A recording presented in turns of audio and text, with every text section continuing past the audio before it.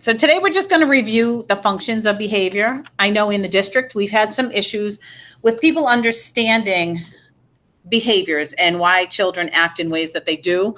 And a lot of times people are just looking for that harsh consequence for behavior. So we're going to try to analyze a little bit more about why do these behaviors happen and what is their function. So I'm going to start sharing my screen.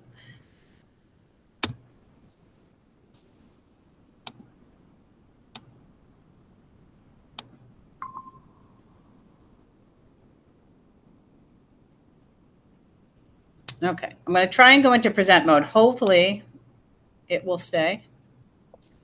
Are you all able to see what I'm presenting? Yep. Yes. Awesome. All right. And again, feel free to interject at any time. I may or may not see your hand up. So if I don't and you're waiting, by all means, just jump in. All right. So again, we're going to understand today the functions of behavior. So we're going to start with this Dairy Queen sign. Scream until daddy stops the car. Function matters. So this child's learning very quickly. If you scream continuously, eventually daddy might stop the car, and in turn, they'll get the Dairy Queen ice cream. So these are the types of situations that we need to look at with our students. Like, why are they acting out in the way that they are, and what is the end game that they're looking for? So function here, again, foundations in behavioral theory, ABA and PBIS. We all analyze behavior in those ways. Attention to the environmental context, like where is this behavior happening? Why is it happening and where is it happening?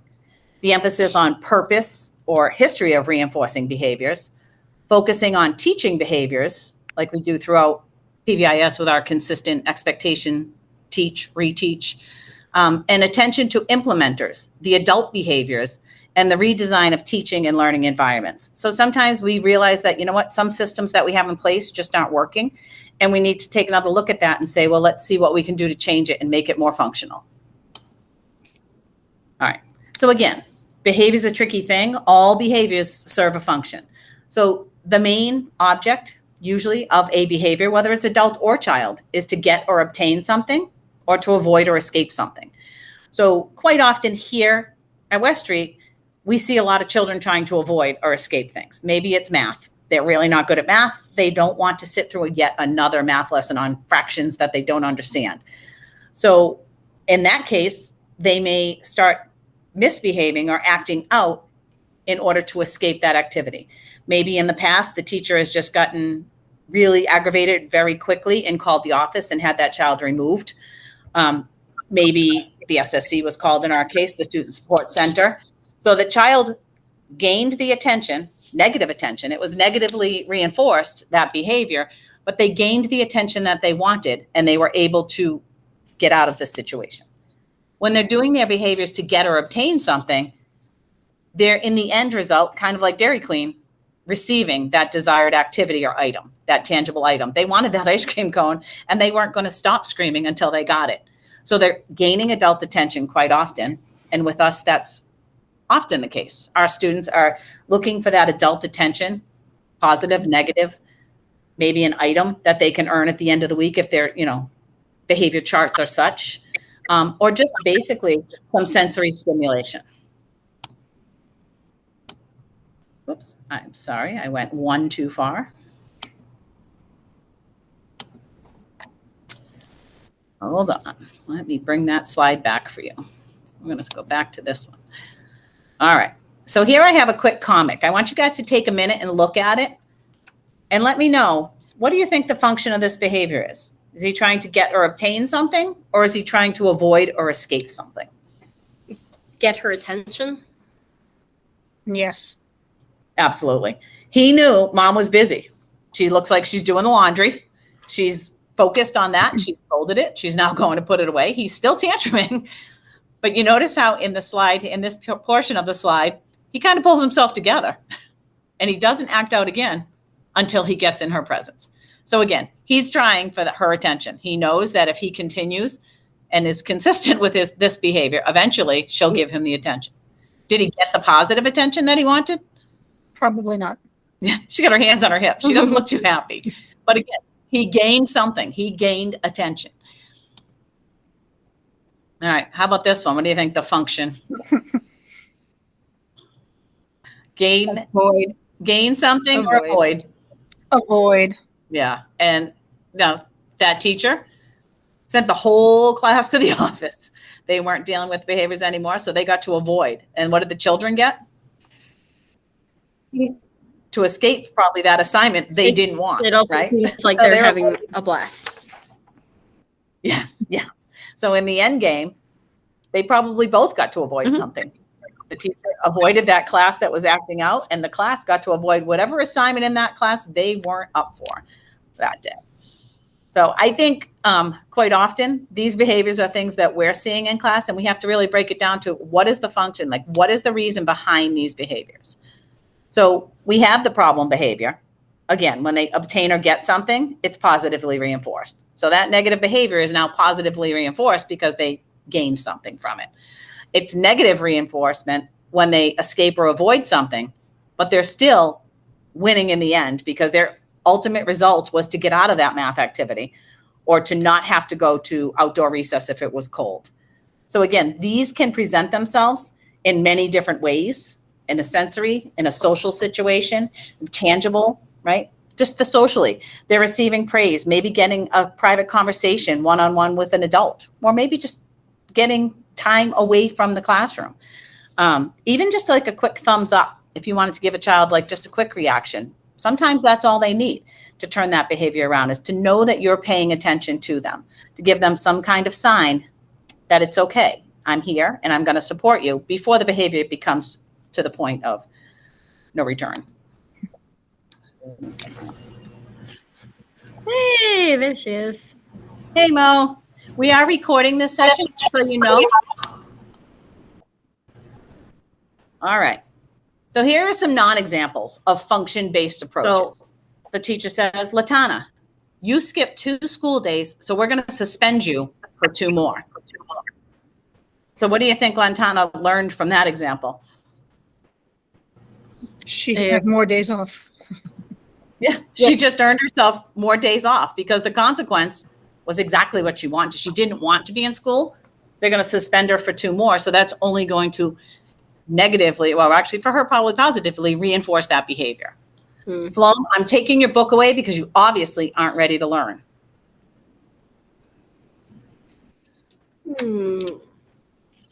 So now, again, function-based, Flo didn't want to do what she was doing, whatever was in that book. So taking it away has now reinforced that behavior. So that behavior will continue because all that they've gotten from that is, if I do this, the book will be taken away and I won't have to do the work. You want my attention? I'll show you attention. Let's take a walk down to the office and have a little chat with the principal. So in that example, that child got to escape whatever situation it was in the classroom and got to leave that situation to go down to the office. So again, the function is the outcome or the result, the purpose or the consequence. Let's take a look at a few more.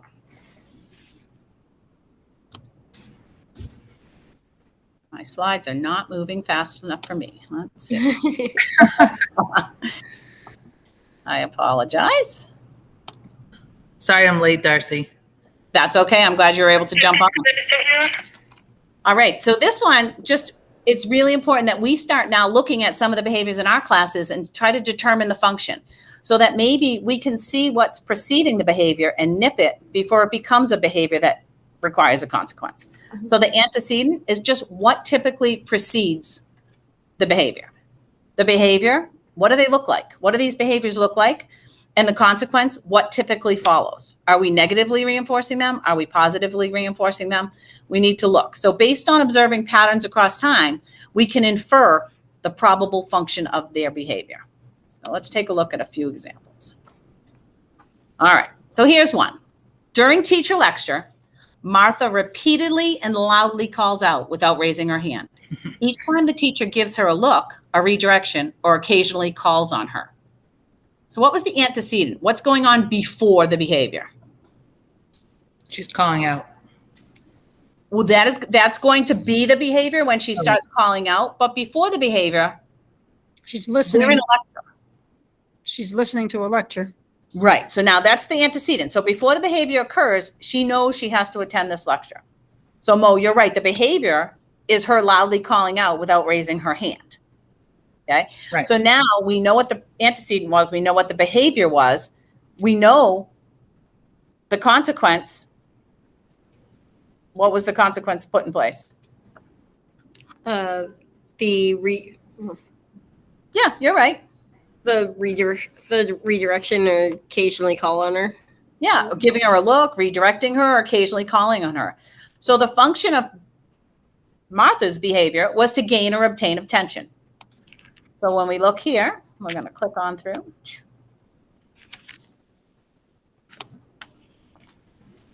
My slides are moving slowly. Here we go. I think Friday. that happens to all of us sometimes. I really, We're just moving a little slow. there we go. I fully agree it is Friday. When you have a difficult writing assignment, Susanna regularly throws her pencil down, rips up her paper, and puts her head down. Her teacher ignores this behavior, and Susanna never completes her assignment. So before, what's the antecedent? The difficult writing assignment. Right. So she knows this writing assignment is going to be difficult for her. There's already been determined she doesn't do well in writing, and it's going to be difficult. The behavior? She throws her Throwing her pencil, pencil. rips the paper, puts her head Throws down. her- Yep. And rips up her paper. Right. And then the consequence? Ignoring. Is not having to do the assignment because it seems as though she gets ignored, so she's not forced to do the assignment ever. Good. So you tied consequence and function together. Great job. So her consequence was being ignored. The teacher doesn't respond to her behavior. So the function of that, right, was to escape the task. She doesn't have to do the writing assignment because the teacher's ignoring this behavior. So she's now learned that's how she can get that out, escape, or avoid that behavior.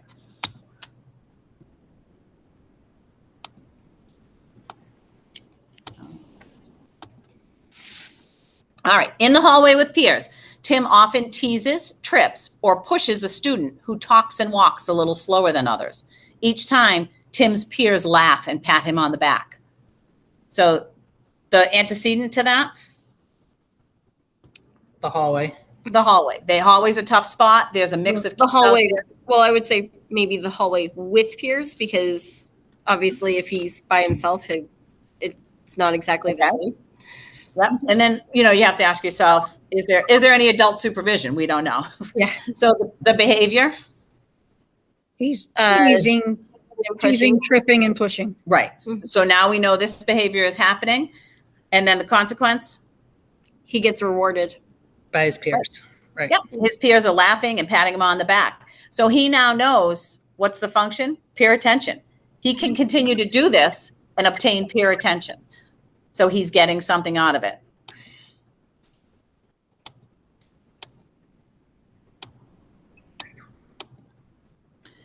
All right. When the environment gets too loud, Corey typically slaps his head with an open palm, rocks vigorously, and eventually runs out of the room. Teacher walks him to a quiet office. So we know that it's a loud environment. We know that that's going to be the antecedent. When he is acting out, he's slapping himself with the open palm and rocking vigorously. So that's his behavior. And the consequence is he gets walked to a quiet office. So in this case, the function is escaping the noise and stimulation. But do you find that as a negative reinforcer? No. I don't think so. No, obviously Corey can't handle a situation that's loud. So in this case, the teacher is allowing him to escape the noise, but he's going to an area that at this point in time is a better fit for him, a quiet office. So sometimes the behaviors and the functions can be serving, hopefully, a positive for that child to get them out of the environment that's a negative situation for them. All right. So again, by understanding function, we can intervene more effectively. So we have to just start thinking in our classes, how can we prevent? We know the antecedents that are coming a lot of the times. Sometimes we don't.